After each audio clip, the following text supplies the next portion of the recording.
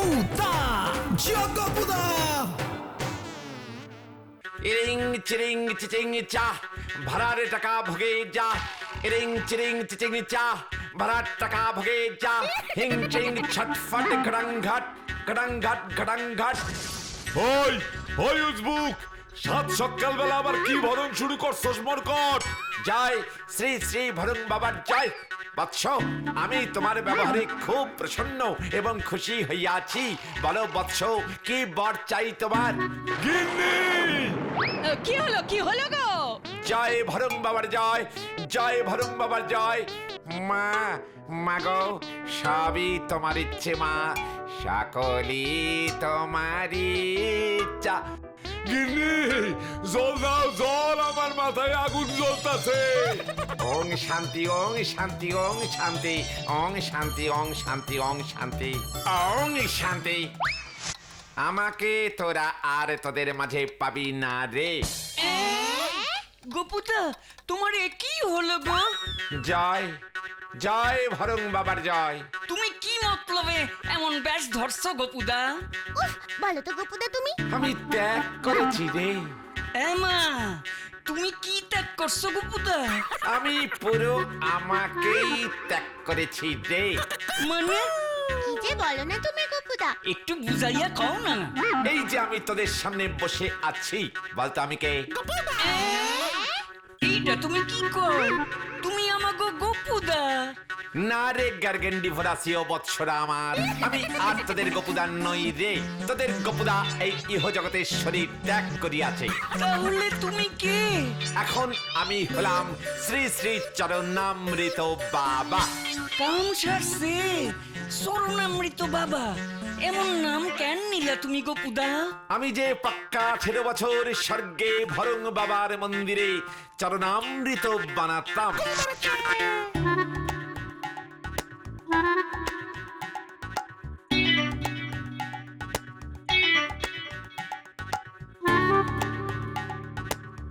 প্রতিদিন 115 লিটার চরণামৃত তৈরি করবার দায়িত্ব ছিল আমার উপর। তারপর আমার তৈরি সেই শক্তিশালী মন্ত্রপূত চরণামৃত এক ফোঁটা খাবার জন্য সমস্ত স্বর্গলোকে একেবারে হইচই বেঁধে যেত। শুনেছি তো দেবরাজ ইন্দ্রের রোজ ব্রেকফাস্টে আর ডিনারের পর আমার তৈরি ওই চরণামৃত 2 চামচ খাওয়া চাই চাই চাই, নয়তো ওনারে ঠিক মতো ঘুমই আসতো না। হ্যাঁ তো বুঝলাম, কিন্তু এত বছর পর তোমার উপর আবার ওই শরণামৃত বাবা ভর করলো কেন? ঠিক ঠিক, ওই যে বললাম সবকিছু ত্যাগ করবার জন্য। এখন আমার কোনো খাবারের প্রতি লোভ নেই রে, কোনো কিছুকেই আমি আর ভয় পাই না। দুঃখ কষ্ট রাগ ঝগড়া সবকিছু আমি ত্যাগ করেছি রে। চরণামৃত বাবা এই সব কিছুরই ঊর্ধ্বে রে। অনেক অনেক উপরে চলে গেছি আমি, অনেক উপরে। আর গেলা কই? এই তো সামনেই তো বসে আছো।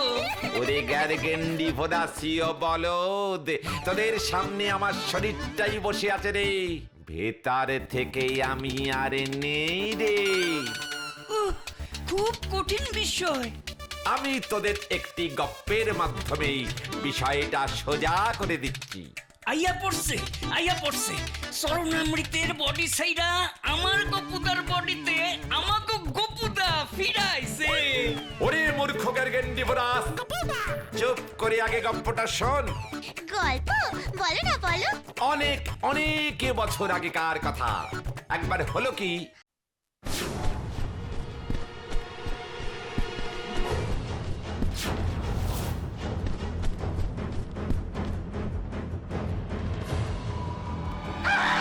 বাপরে বাপ, কি ভয়ঙ্কর!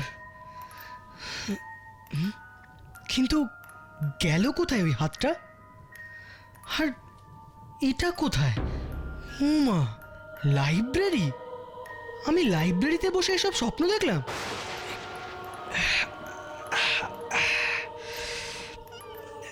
হ্যাঁ, ওটা আবার কে শুয়ে আছে? গিয়ে দেখি তো। এ কি, রানা? এখানে এমন করে শুয়ে ঘুমোচ্ছে কেন? এই রানা, রানা, কে কে কে কি হলো, কোথায়? দূর বাবা, প্রশ্ন না করে উঠে দেখ কিছু বুঝতে পারিস কিনা। আচ্ছা অজয়, তুই কি রে? এই যে আমি এতক্ষণ ধরে ঘুমোচ্ছি, তুই তো আগে ডাকবি আমায়। কি মুশকিল বলতো, আমি তো মনেই করতে পারছি না যে এখানে আমরা কি করছিলাম। কি আশ্চর্য, এর মধ্যেই ভুলে গেলি? আরে সেই প্ল্যানচেট, সেই ভূতের বই। তোরা কি জানিস প্ল্যানচেট করে মৃত মানুষের আত্মাকে ডাকা যায়? যত সব আজগুবি। না রে, আজগুবি নয়, আজকাল প্ল্যানচেট নিয়ে অনেক গবেষণা হচ্ছে, আমি জেনেই বলছি। গবেষণা? আরে বাবা হ্যাঁ। তুই এত কথা কি করে জানলি শুনি? বই পড়ে, লাইব্রেরিতে এই বিষয়ে অনেক বই আছে, আমার সঙ্গে চল, তোদেরকেও দেখিয়ে দিচ্ছি। আজ তো লাস্ট পিরিয়ডে গেম, স্যারও তো আসেননি, তখন যাবো তবে। ঠিক আছে, হ্যাঁ তাই তো, কিন্তু সে তো অনেকক্ষণ আগের কথা। ইস, এখন কি হবে বলতো? আমিও তো সেটাই ভাবছি। জানিস তো, এর মধ্যে আমি একটা স্বপ্নও দেখে ফেললাম। কি স্বপ্ন রে? একটা সাংঘাতিক স্বপ্ন, এখনো ভাবলে ভয়ে কাঁটা দিচ্ছে গায়ে। বাবা রে বাবা। আরে বল না, কি দেখলি?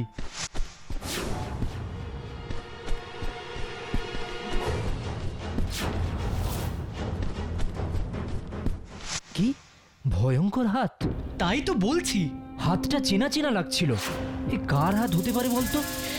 ওই কালো ভুতুড়ে হাত কার আমি চিনব কি করে? অজয়, 6টা বেজে গেল তো। তবে তো অনেকক্ষণ আমাদের স্কুল ছুটি হয়ে গেছে।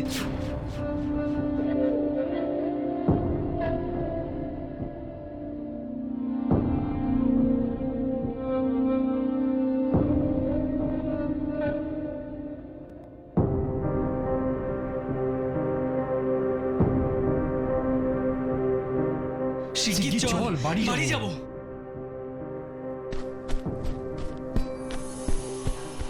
কেউ শুনতে পাচ্ছ? দরজাটা খোলো। আমরা লাইব্রেরিতে আটকে গেছি, কেউ খুলে দাও প্লিজ। ওই দেখ, ওপরে একটা জানলা খোলা, ওটা দিয়ে বেরোনো যাবে না? ঠিক বলেছিস, মইটা আগে আনি চল।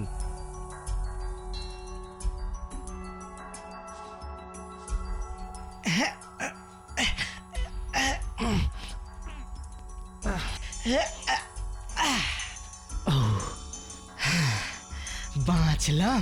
লাইব্রেরি স্যার এখানে থাকলে তো এতক্ষণে কুরুক্ষেত্র হয়ে যেত। তা যা বলেছিস, কান ধরে টানতে টানতে আমাদের একেবারে হেড স্যারের ঘরে নিয়ে যেত। দাঁড়া, লাইব্রেরি থেকে তো বেরিয়েছি, কিন্তু স্কুল থেকে তো বেরোতে হবে, সে বিষয়ে কিছু ভেবে দেখেছিস কি? ঠিক ঠিক, চল। রাতের অন্ধকারে স্কুলটাকে ভূতের বাড়ি মনে হচ্ছে, তাই না? হ্যাঁ রে, সত্যি। দিনের বেলা আমাদের চিৎকারে একেবারে মাছের বাজার, আর রাতের বেলা পুরো শুনশান থাকে। মার কাছ থেকে শুনেছি। হ্যাঁ রে রানা, বল। বাবা মায়েরা নিশ্চয়ই এতক্ষণে আমাদের খুঁজতে শুরু করে দিয়েছে। বল কি কাণ্ড, বল দেখি। তা তো বটেই, বাড়িতে হয়তো কান্নাকাটিও শুরু হয়ে গেছে। এই খুব খারাপ লাগছে রে। কত রাত হয়ে গেল, এখনো ছেলেটা বাড়ি ফিরলো না। কোথায় যে গেল, আমি এখন কি করি? এত রাত তো কখনো করি না। কি হলো বলো তো? আরে একটু শান্ত হও, শান্ত হও, কান্নাকাটি করে কি হবে? ঘড়ির দিকে একবার তাকাও, রানা কোনোদিন এত দেরি করে ফেরে? ক্লাস 6-এ উঠেছে না, নিজেকে একেবারে লায়ক মনে করছে। কি ভেবেছো? হ্যাঁ, যা খুশি তাই করবে। আজ একবার আসতে দাও বাড়িতে, আমি মেরে পিঠে চামড়া তুলে দেবো। আচ্ছা, তুমি এত রেগে যাচ্ছ কেন বলো তো? রাগ করার মতন কাজ করবে আর রাগ করবো না, হ্যাঁ তাই না? তাই তো? তা রাগ করলে কি ছেলে ফিরবে? বরং একটু রাস্তায় গিয়ে এগিয়ে দেখো ছেলেটা আসছে কিনা। সকাল থেকে অফিস করে বাড়ি ফিরে আবার আমি এখন ছেলে খুঁজতে বেরোবো? হ্যাঁ, ভালোই হলো আর কি।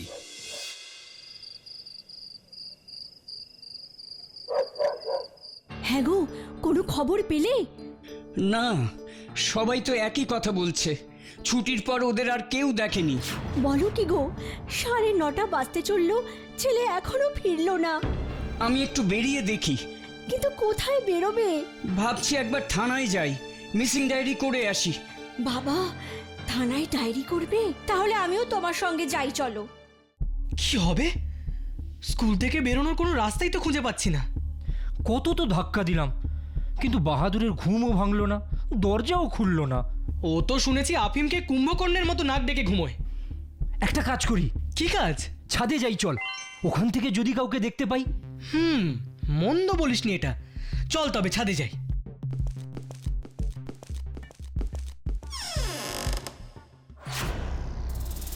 কি রে, একেবারে স্ট্যাচু হয়ে গেলি কেন? উফ, কি হলো? কিছু বল। আমি যাব না। মানে? আরে না গেলে হবে নাকি? তোকে যে একটা স্বপ্নের কথা বলেছিলাম, হ্যাঁ হ্যাঁ, হাতের স্বপ্ন। সেই হাতটা এই ছাদেই দেখলাম, তাড়া করে আসছিল। না না না না, আমি যাব না। আহ অজয়, কি হচ্ছে এটা? রাতের বেলা আবার এইসব অলক্ষণে কথা বলছিস কেন? ইচ্ছে করে কি বলছি, ওই হাতের কথা ভুলতে পারছি না তো, খালি চোখের সামনে ভাসছে। আচ্ছা হয়েছে হয়েছে, এখন চল ওই রাস্তার দিকটায়, কাউকে দেখতে পাই কিনা। হ্যাঁ হ্যাঁ, তাই চল দেখি গিয়ে।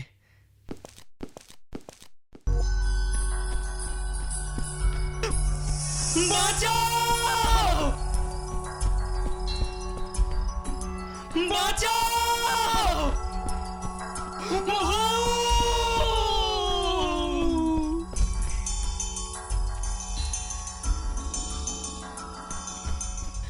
বাঁচাও! ভূত! বাঁচাও! ভূত!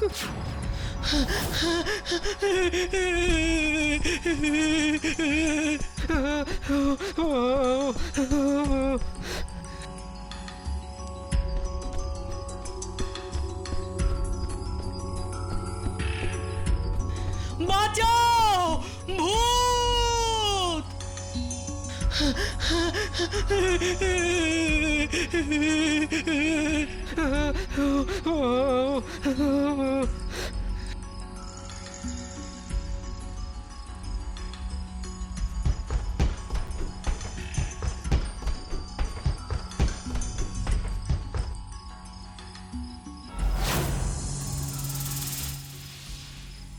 হেল্প!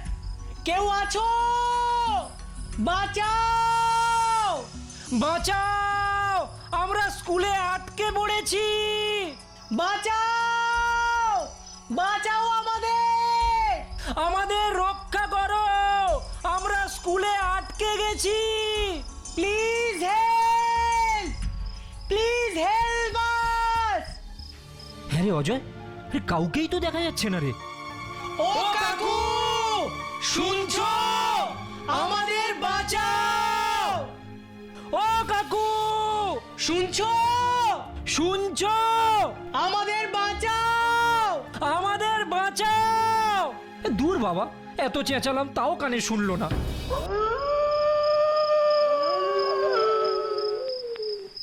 এবার কিন্তু আমার খুব ভয় করছে রে নানা।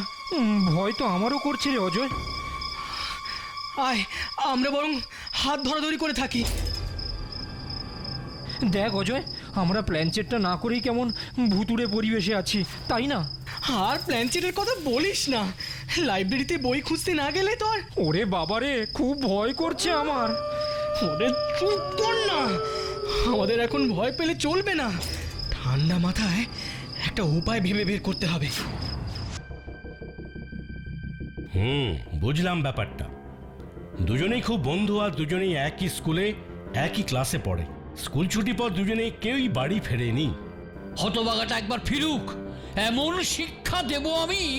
মিস্টার চৌধুরী, একদম ব্যস্ত হবেন না। এখন উত্তেজিত হওয়া চলবে না, একদম চলবে না।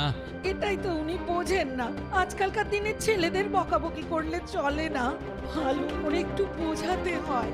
রাখো তোমার বোঝানো, রাখো রাখো, দুটো চড় মারলে সব। প্লিজ আপনারা একটু শান্ত হন। আমরা সমস্ত চেকপোস্টে খবর আর ছবি পাঠিয়ে দিয়েছি। শহর ছেড়ে পালাতে গেলেই ধরা পড়বে, কিছুই অসম্ভব না।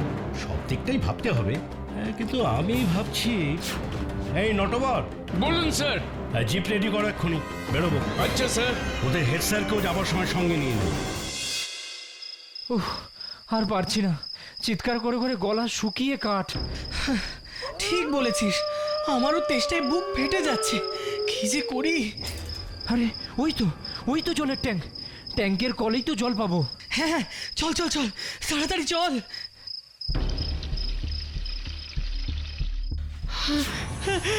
ওরে বাবা রে, আবার সেই হাত! বাঁচাও!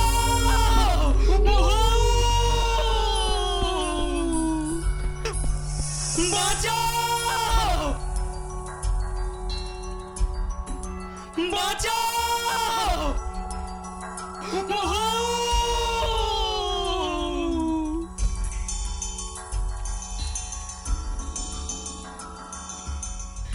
বাঁচাও! ভূত! বাঁচাও! ভূত!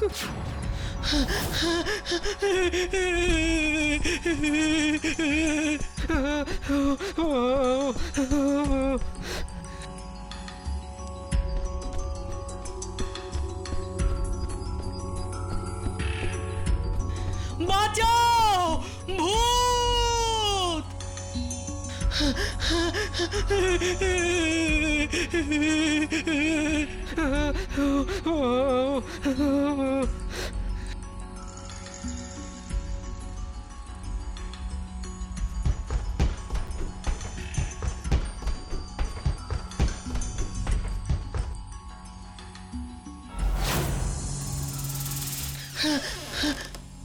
বাবা, মা, মা গো, মা! ভূত! ভালো ভালো মিটলো, কিন্তু তোমরা ওই ভূত ভূত বলে চেঁচিয়েছিলে কেন বলো তো? আমরা ওপরে একটা ভূত দেখেছি স্যার। হ্যাঁ, কালো একটা হাত। হাত? তুমি কি বলছো? সত্যি স্যার, আমি হাতটা স্বপ্নে দেখেছি। এখন সেই হাতটা ছাদের জলের ট্যাঙ্কে আছে। তোমরা ভয় পেয়ে ভুল দেখেছো। না, সত্যি দেখেছি। নটবর, তোমরা ঠিক বলছো তো? একদম ঠিক বলছি স্যার, স্পষ্ট দেখেছি একটা কালো কুচকুচে কাটা হাত। উফ, আর পারছি না, চিৎকার করে করে গলা শুকিয়ে কাঠ। ঠিক বলেছিস, আমারও তেষ্টায় বুক ফেটে যাচ্ছে। কি যে করি। আরে ওই তো জলের ট্যাঙ্ক, ট্যাঙ্কের কলেই তো জল পাবো। হ্যাঁ হ্যাঁ, চল চল চল, তাড়াতাড়ি চল।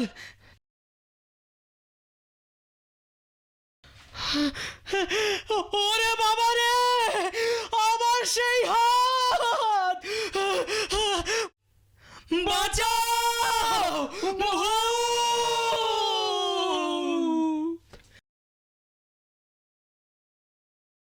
এই যে স্যার, কালো কুচকুচে কাটা হাত।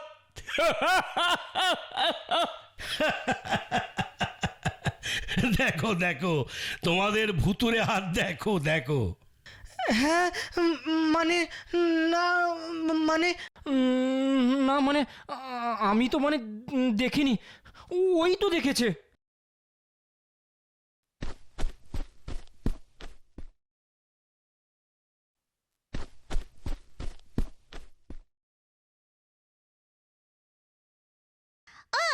দারুণ দারুণ গল্পটা।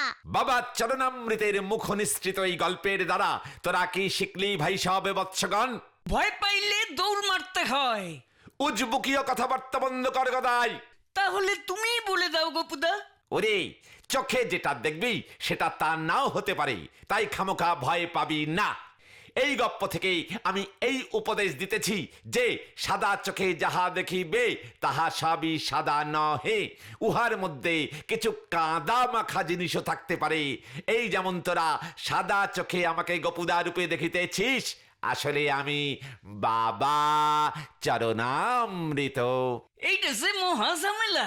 কখন তুমি গোপুদা থাকবা, কখন বাবা শরণামৃত হইবা, আমরা বুঝুন কেমনে? তাহারও উপায় আমি বাতলে দিচ্ছি শিষ্য এবং বৎসগণ। আমি যখন রান্নাঘরে আর আমার এই ঘরে থাকিব, তখন গোপুদা রূপেই থাকিব। শুধু আমি গদাইয়ের বাবা অর্থাৎ মেসমশাইয়ের সামনে বাবা চরণামৃত রূপে আবির্ভূত হইব। কেন এমন মতলব করছো কেন? ওরে আমাকে দেখিলেই তোরে বাবা বাড়ি ভাড়ার টাকা চাই রে। ইহা যে একে মহাবদ অভ্যাস, ইহা কাটাইতেই হইবে। বাবার এই বদভ্যাস কেমনে কাটাইবা? ওরে তোদের তো আগেই বলিলাম, চরণামৃত বাবা সব কিছু ত্যাগ করিয়াছে, ভাড়া তো থাকিতেছে গোপুদা অর্থাৎ গোপেন বারিক। চরণামৃত বাবার থেকে তো বাড়ি ভাড়া কোনো মতেই চাইতে পারেন না তোরে বাবা, কি তাই না?